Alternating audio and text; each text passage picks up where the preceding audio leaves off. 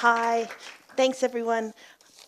So what I want to talk to you today about is kind of more of a way of creating assignments that allow us to connect theory to practice. So a little bit kind of more of the grassroots approach of all of the amazing talks that we've had so far.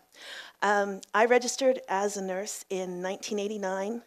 I began teaching in 1999 and was able to move into teaching full-time in 2004, which has been wonderful. Right at the very end of my interview, they kind of snuck really softly on the end. They said, by the way, you have to teach the theory class. I went, oh, okay. And really had no idea what that was going to mean to me. So I started reflecting back on my own experience, and I thought, okay, I've taken a lot of nursing theory classes. So what do I remember?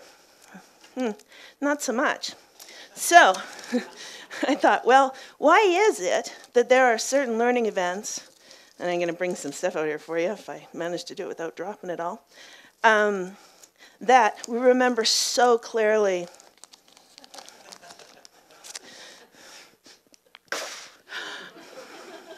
And they really stick in our head, and I can remember there was a herd of us all attacking our poor oranges on a daily basis to get ready for that first IM injection. But how come I couldn't remember those amazing nurse experts that I had also learned about? I thought, well, what I need to do is go and look for an assignment that will create that same kind of flow.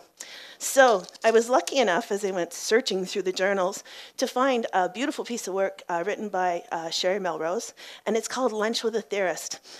It's very straightforward. What you do, and what her group was RNs who were going back to school to get their baccalaureate degree, and they were asked to create a script where they invited nursing theorists that they had studied and talk about nursing. I thought, oh, this is brilliant.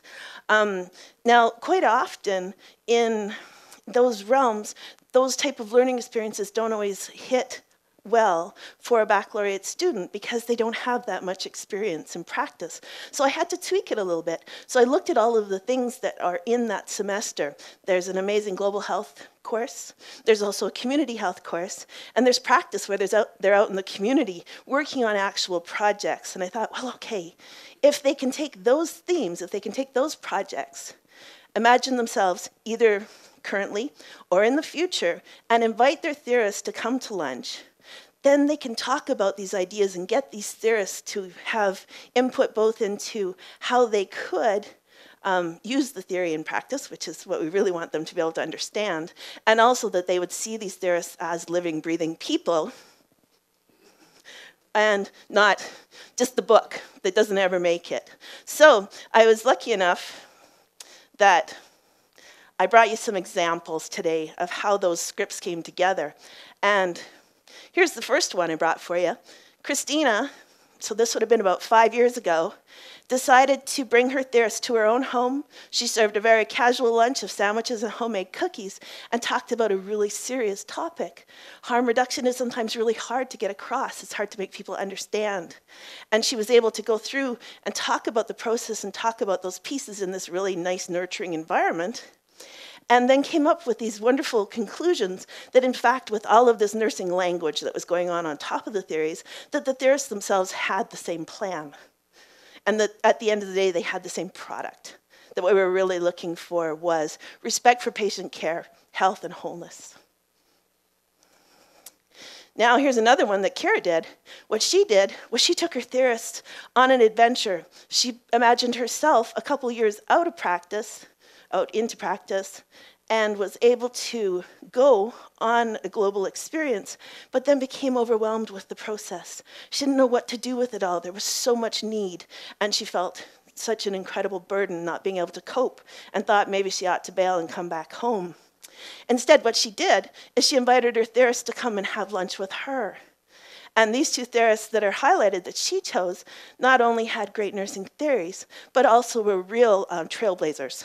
And so they were able to give her the emotional support and that piece of energy to be able to continue on her project. This is one of my favorites, and Carl did try really hard to send you a narrative. It's just, he's very busy at this point. He had so much fun with this assignment. What he did was he likened the experience of Canadians trying to find health services to he and his theorists, 3 of them, jammed into this little truck, driving around Vancouver trying to find a place to eat. So in their stress of not being able to get into a nice restaurant, not being able to find a place that wasn't overcrowded, and getting more and more anxious, hungry, annoyed, he was actually able to work through their theories and liken it to the fact that our health system is awesome, but there are hurdles, and that a lot of times an emergency room gets used like a drive-through. And so that was a very creative twist. And this was his overview of it.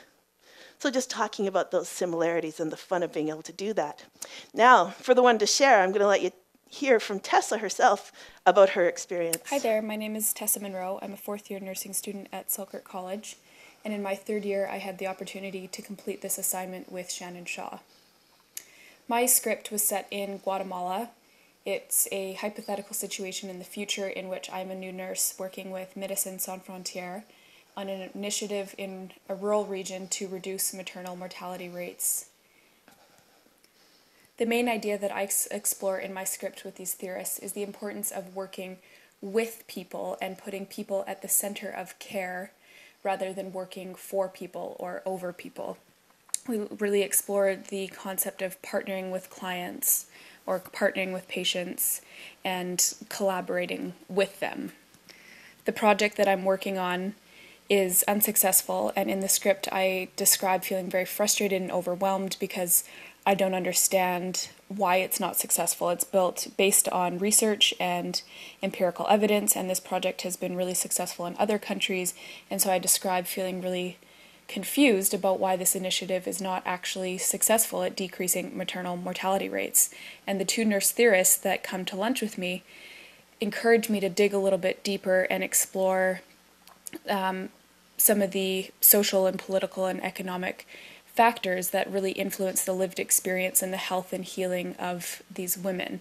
And by the end of the script, I really realized that the initiative that I've been working on is too based on the biomedical model. We're just looking at the scientific signs or symptoms or reasons for maternal mortality and trying to address these very tangible outcomes and trying to reduce those.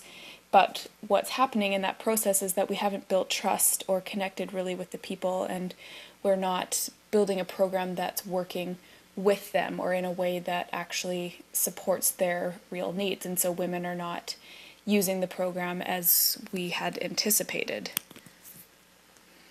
We explore the concept of caring, and this is Jean Watson specifically, how caring, not curing, is actually central to nursing. And she states that in order for me to care for these women effectively, I need to understand their subjective experience, and I need to understand those social, political, economic factors that I talked about that really constitute and influence their lived experience.